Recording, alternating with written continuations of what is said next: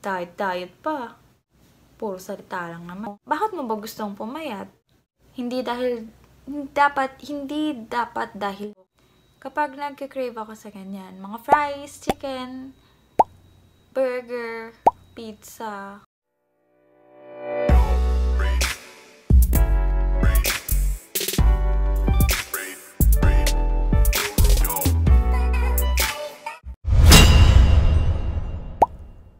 Maraming ways para magpapayat. Lahat to based on sa akin. Experience ko. Pwedeng iinom ka ng apple cider.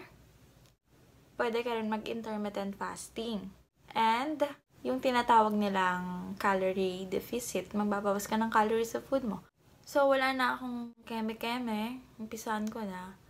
Una, tatanungin mo yung sarili mo, bakit mo ba gustong pumayat? Dapat alam mo yung reason kung bakit gusto mong pumayat. Hindi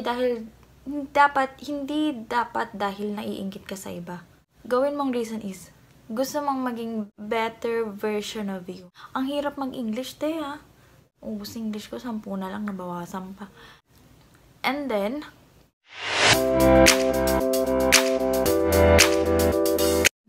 kung gusto mong magpapayat, now na. Sunod naman, mamili ka kung paano, kung ano bang fit sa'yo. Yung iba kasi, fasting yung ginagawa. Effective din kasi yun. Nagawa ko na yun eh. Dapat din yung mga nasa paligid mo, suportado ka. Di sila pa yung tutokso sa'yo na diet pa. Puro salita lang naman. O, diba? Paano ka mamotivate? Tapos bibili pang donut, bibili pang pizza. Parang gusto mo sabihin, patayin ko kaya mga to, no? Diet nga ako eh. So, ganito yung ginagawa ko. Ganito yung pinagsasalit-salitan ko sa breakfast. Pwedeng oatmeal, pwedeng Bisaya na ako dahil ba? Lumalabas na yung totoong ako ba? Kinabukasan, iba naman. May mga cereals na whole wheat, like yung fitness na lang day. Hirap bigkasin ba? Fitness ng Nestle. Pwede rin granola, kaya lang medyo pricey yun eh. Pero masarap yun, promise. Ma-enjoy nyo yun. Aray ko, shit, may kumakagat. Yan, ganyan yung mga pinag-alternate ko sa breakfast. Pwede rin namang egg, ipalaman mo sa wheat bread, or just hard-boiled egg. Sa tanghali, mga gulay, mga pakbet, chop suey. Sa chicken naman, chicken breast lang yung binibili ko.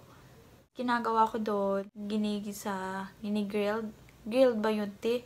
Yung ihaw, te? Ay, steam pala. Sabi ko na nga, mabubo ako sa English. Steam, nahaluan ko ng gulay, Baguio bean, repolyo, or minsan tuna. Ay, joke, tuna sa chicken, te. Minsan, tuna pala yung ina-alternate ko sa chicken. Tapos yung mini-merienda ko, oatmeal cookies. Ginagawa ko lang yun. And yung banana pancake. Kasi mga te, once na kayo, nag-edad na ng 30s to 40s, bumabagal na yung metabolism natin. Kaya, dapat ka nang magbawas ng pagkain. Para hindi ka napapakain ng marami. Uminom ka ng 2 basong tubig bago ka kumain. Kasi nakakatulong yun na magpabusog. And another is, nagdi-dinner ako 6 maaga or 7. After 7, wala na, dapat akong kakainin. Tapos, workout. May workout naman na madali lang kahit nakatayo ka lang or nakaupo ka lang. 15 to 20 minutes araw-araw or kahit hindi araw-araw. Twice a week, every other day, once a week, pwede yan. Huwag kang tamad, te. Push mo yan. Kailan ka papayat? At dami nagsasabing mahirap. Totoo naman po, mahirap talaga. Pero pag nakita mo naman yung resulta, magiging proud ka sa sarili mo. Pero, pwede naman kayong mag-cheat day. Treat nyo din naman yung sarili nyo once in a while. Pero wag naman sandamakmak. Huwag kayong magpakabusog, yung busog na busog, yung mabubuksan na yung zipper, yung botones ng pants nyo. Sabi nga, kapag yan, feeling mo masikip na, tama na. Yan ang indikasyon na tama na. Kapag lalo ka pa nagpalaki, mas lalong mahirap. Ito nga pala guys. Yung mga pampapayat, food supplement, huwag kayong umasa doon. Marami kasing naiengganyo doon eh. Totoo namang nakakapayat yun. Pero, tulong lang. Hindi siya totally yung makakapagpapayat sa inyo. Tulong lang yun. Ang dami pa naman ang mamahal. Tapos, wala namang kayong ginagawa. Ganun pa rin yung eating habit nyo. Wala din, sayang pera. Kaya, huwag nyong iasa sa mga food supplement yung pagpapapayat nyo.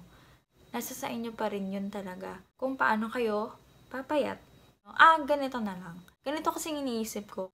Kapag nagka-crave ako sa ganyan, mga fries, chicken, burger, pizza, pag naiisip ko yun, sinasabi ko na lang, pasintabi sa kumakain.